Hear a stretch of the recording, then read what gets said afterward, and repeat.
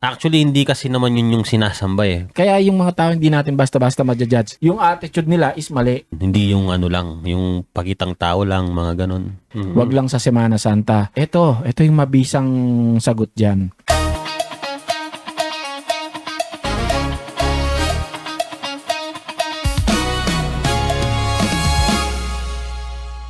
At tayo nagbabalik sa Child Talks. Yung pag-uusapan natin medyo late na sa ano para? Sa Semana Santa. Alright. Pero yung pag-uusapan natin is obedience is better than sacrifice na biblical din naman. Obedience, yung pagsunod par, no? Pagsunod kaysa sa Tapos, sakripisyo. sakripisyo, oo. Mainit-init yung usapin sa mainit-init yung usapin sa Semana Santa. Syempre, yung ibang mga religion ay against sila sa ganung klaseng tradisyon. Mhm. And yung iba naman ay nakakaintindi. Ako, nandun ako sa part dati na against ako dyan eh. Mhm. Yung time na against ako dyan na parang tingin ko lang kayabangan lang, trip-trip lang, di naman nila naiintindihan. Parang nagiging gatekeeper ako pagdating sa usaping maka-Diyos na hindi naman din ako maka-Diyos. Parang gatekeeper lang kasi ako alam ko to, alam ko yan, alam ko tong Bible na to, alam ko yung verses na to.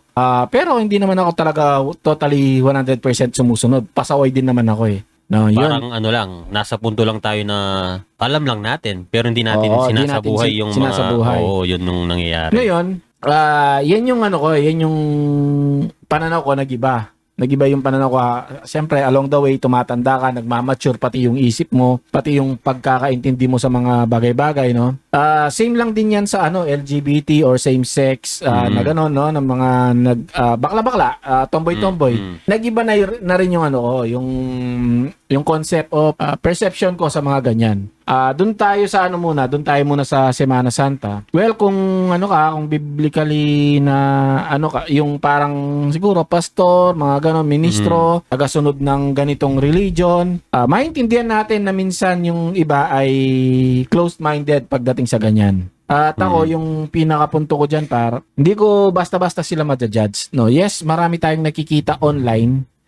Marami tayong nakikita online na mga parang kalokohan na lang, trip-trip na lang, no? Madaming ganun yun, pwede mong i-judge yun. Pero may mga mapapansin tayong mga nagpipinitensya na nag-iisa lang, yung parang hindi siya nagpapasikat, nag-iisa lang, hindi sumasama sa agos, hindi sumasama sa trip-trip. Kumbaga, sakripisyo talaga Yung talagang makikita mo sa kanila par na yung damang-dama nila yung ginagawa nila, gano'n. Oo. Hindi hindi yung iba kasi parang may pagmamamalaki lang eh. Yung alam mo yon yung ito ganito kami ngayon na Semana Santa magipag-participate kami, parang gano'n. Tapos ipopost pa sa social media yung sa kanya sobrang daming dugo sa likod, yung kuminsan yung paramihan pa sila ng dugo, yung pagandahan pa ng korte, parang gano'n ba? May ganun, shape diba? ng puso, sabi. May shape ng puso, mga gano'n, no? So, ako kasi, yung hindi ko ma-judge yung ng tao eh. Kasi may nakita rin ako na pinagpipinitensya niya pala, yung tatay niya. Yun yung alam niyang paraan na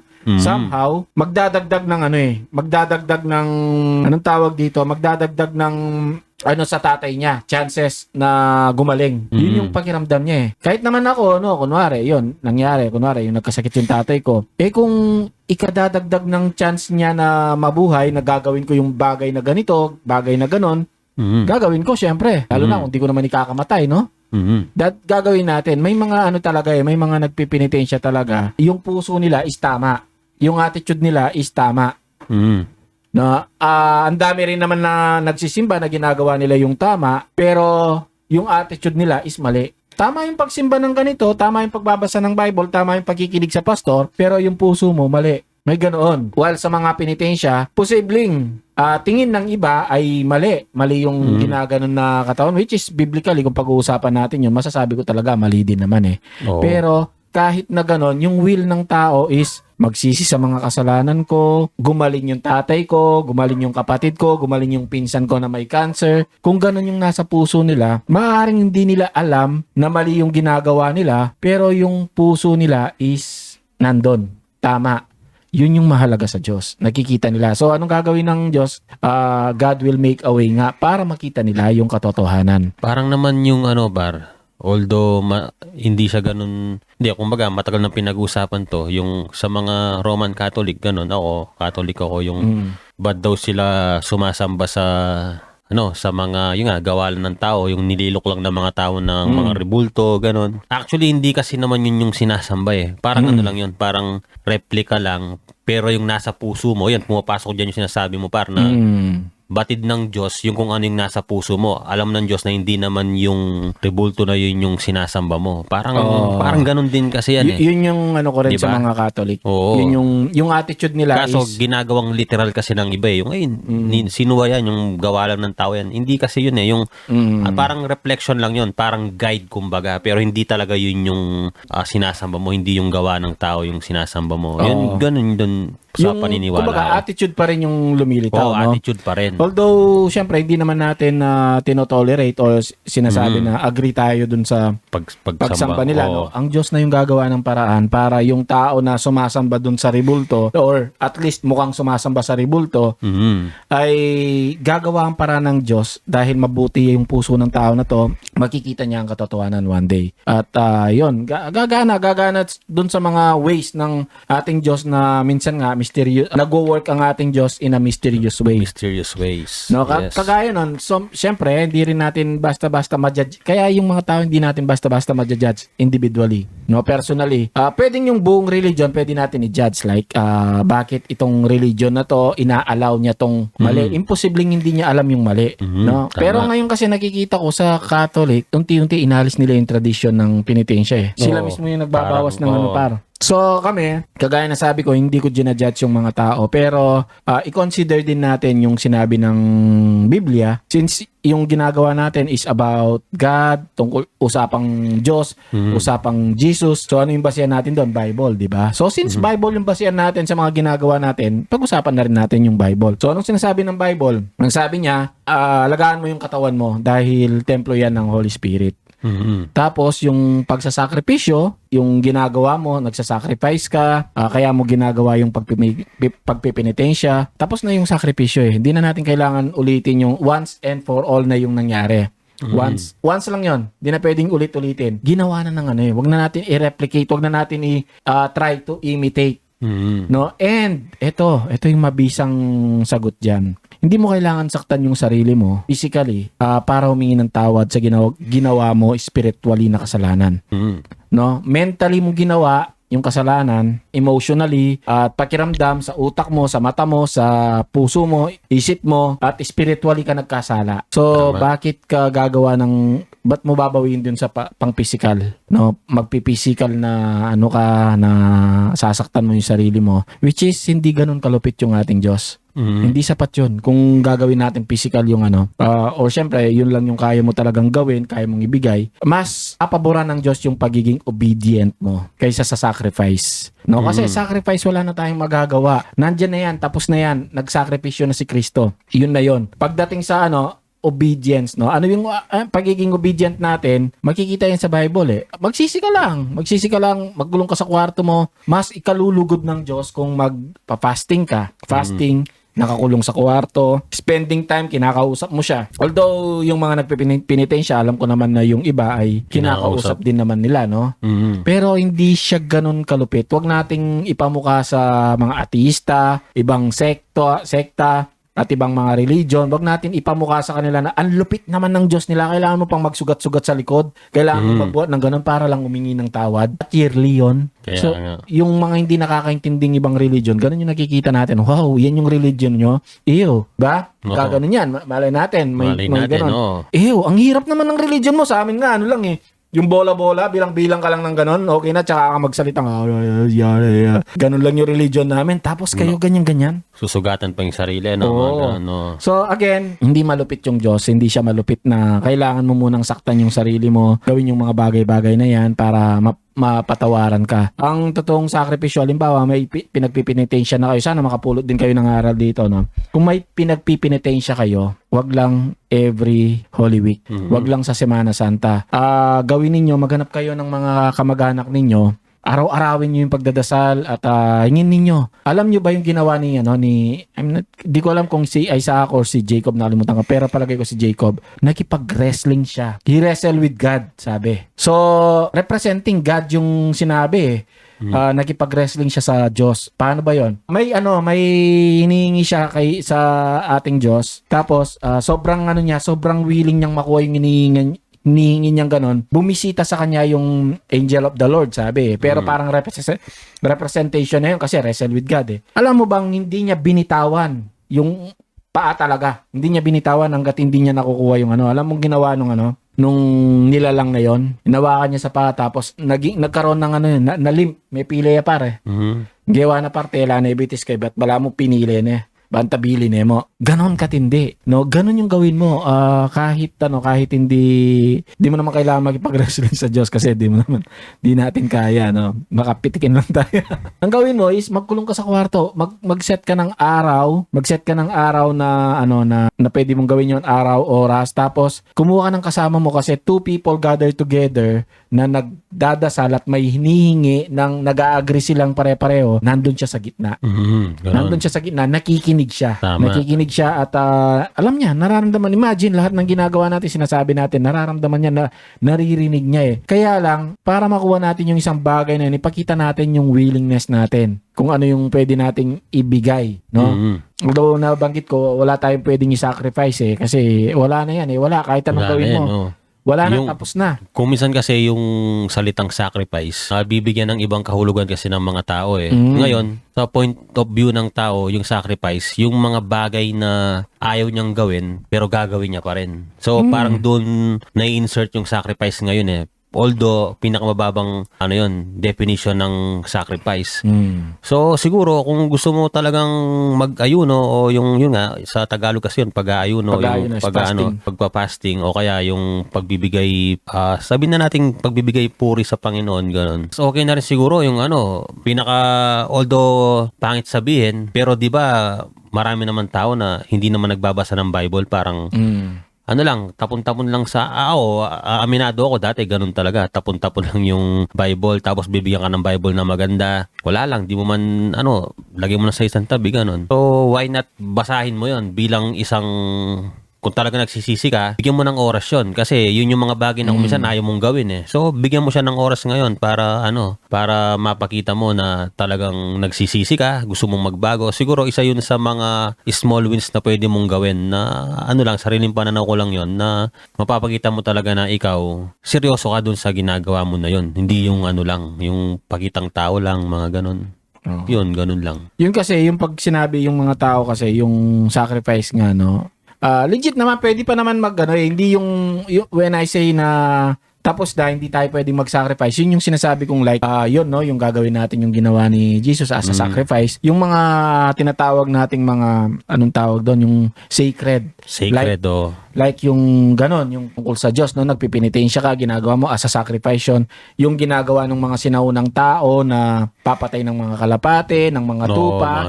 Yun yung sinasabi kong sacrifice na hindi pwede. Although, tayo kasi may ginagawa tayong i-sacrifice mo yung oras mo.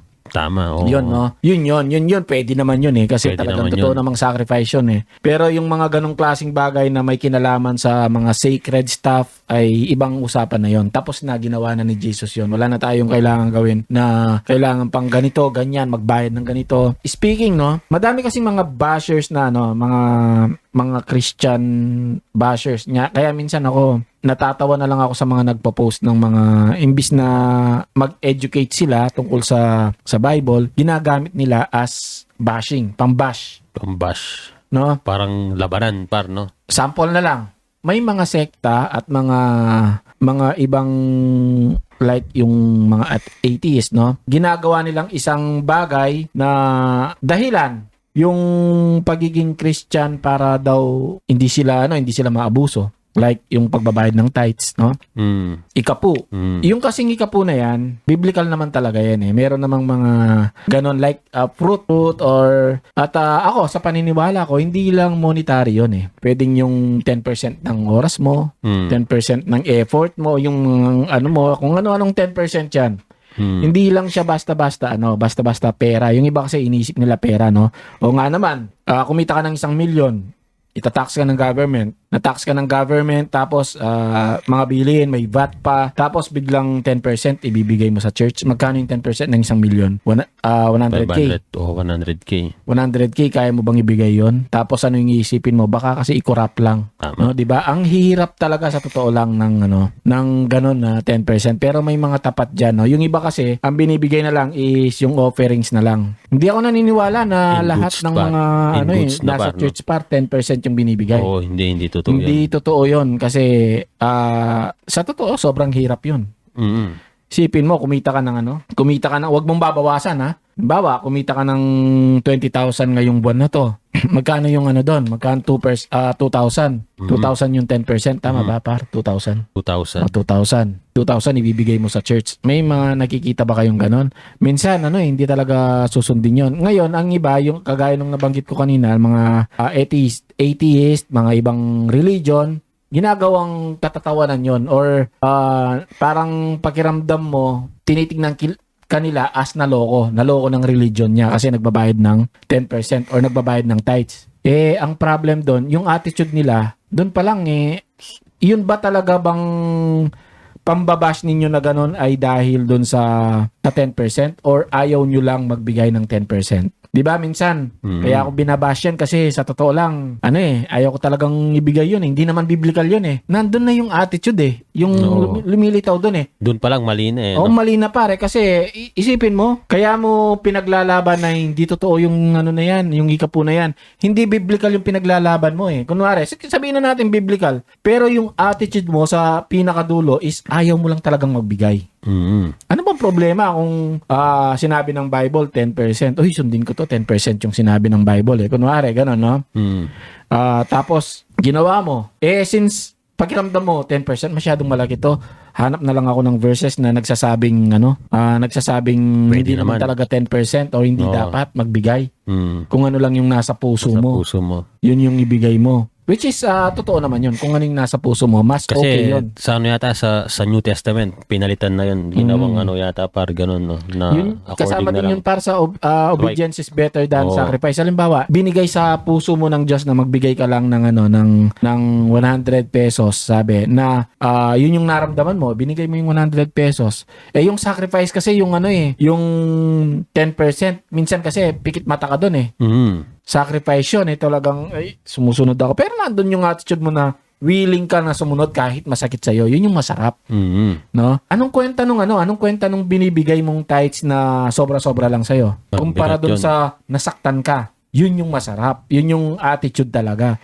Yun yung binibigay mo na, Lord, itong ibibigay ko na to, sobrang sakit sa akin ito. Kailangan na kailangan ko to. Ibibigay ko. Dahil yan yung kautusan ninyo. Obedience, di ba? Obedience. So, di ba Yun merong yun. ang kwento nun par, yung Nagpapalimos na binigay niya lahat. Binigay niya lahat. Ano lang, barya lang yung binigay niya, pero yun lang talaga yung merong Yung kaya niya, Oo. binigay niya daw lahat ng ikabubuhay niya. Oo. While yung iba nagbibigay ng marami, pero lang, natatapon na yun. sobra-sobra lang yun. Sobrang natatapon lang yun. Sobra-sobra lang yun. Ikaw kasi iba yung binibigay mo na yun yung binibigay mo na na buo sa kalooban mo. Kahit masakit, buo sa kalooban mo dahil gusto mo siyang sundin. No, iba yun. Yun yung puntod din ng Semana Santa, no. Kahit pa hindi hindi mo ka-religion, ganun na lang. Kahit pa hindi mo ka-religion yan, kahit Katoliko yan at naniniwala ka na yung mga Katoliko, pagka ganito yung ginawa, ganyan yung ginawa, is mapupunta sa impyerno. Pero yung puso niya is tama, mas pipiliin ng Diyos yon kaysa sa iyo.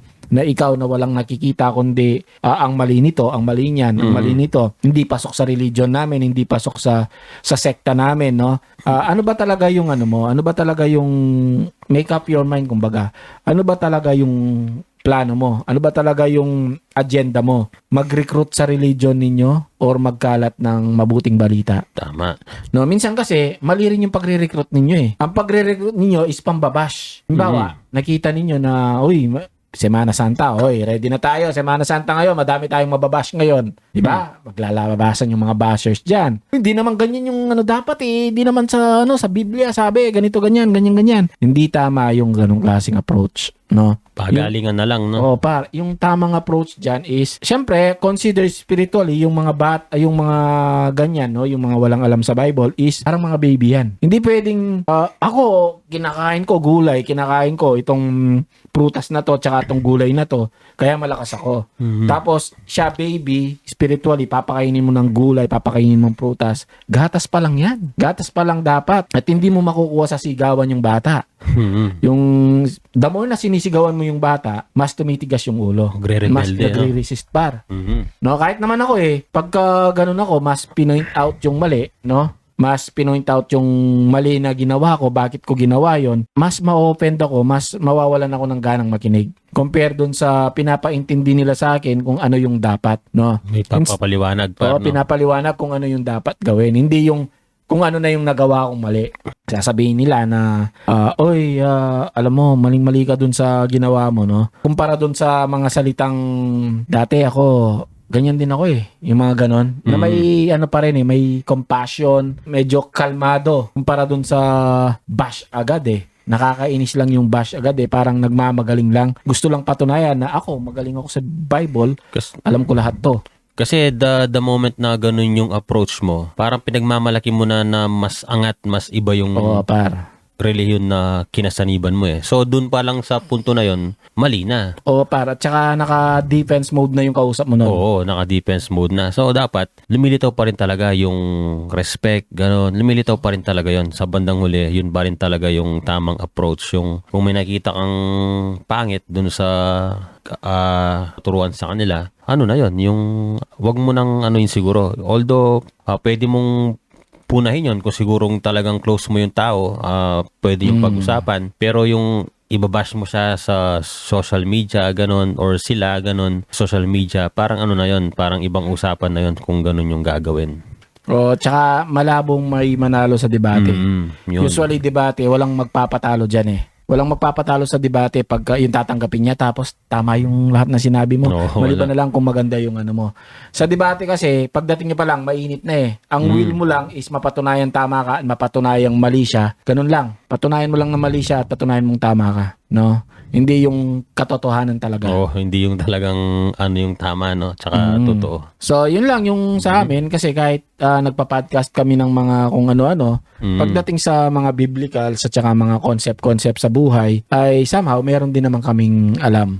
Hindi kami nagmamagaling. Ang ginagawa namin is sinasabi lang namin kung ano yung nasa namin, nasa paniniwala namin, nasa inyo kung maniniwala kayo or hindi, kung makikinig kayo or hindi. Nasa inyo din kung ibabash nyo kami at kailangan patunayan ninyo yung pinambabash ninyo sa amin is tama din, baka makinig kami sa inyo. Diba? Oo, tama yun. So, I think hanggang dito na lang mga tol at alright. See you sa susunod nating video and Chai Talks. Chai Talks, yeah. Out!